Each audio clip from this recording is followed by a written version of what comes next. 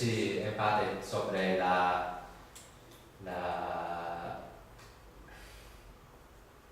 sitio del cementerio, el Granada y cómo, cómo la ciudad,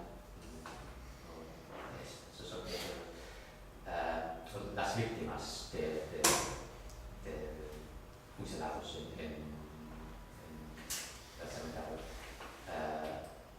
la forma que tiene el monumento y el mensaje que el movimiento da. Pero sí, en unas palabras, los sitios tienen mucho una importancia muy alta en los debates y quiero tratar los debates de memoria en parte o las historias de estos sitios como el Valle de los Caídos, muchas otras. No, Sí, puedo.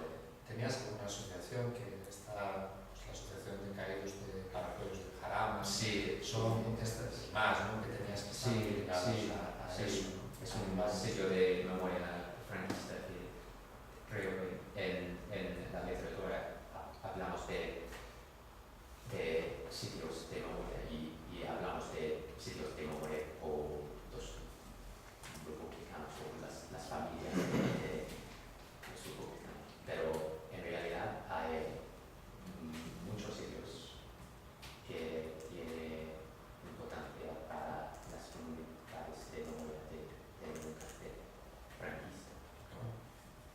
Y Paracuellos es un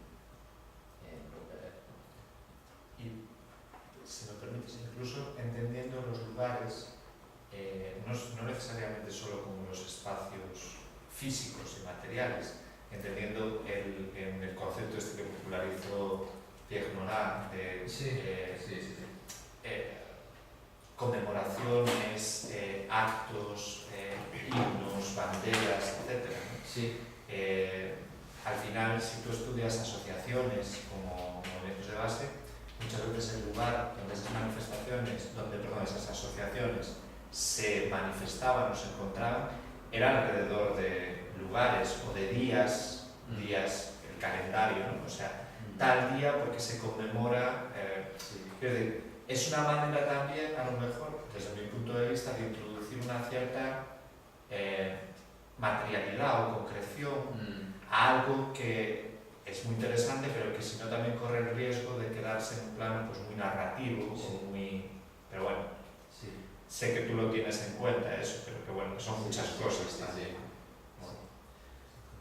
¿Más preguntas? Bueno, pues yo creo que ya entonces lo podemos dejar aquí, agradeciéndote de nuevo tu presencia y tu intervención. Vale, muchas gracias.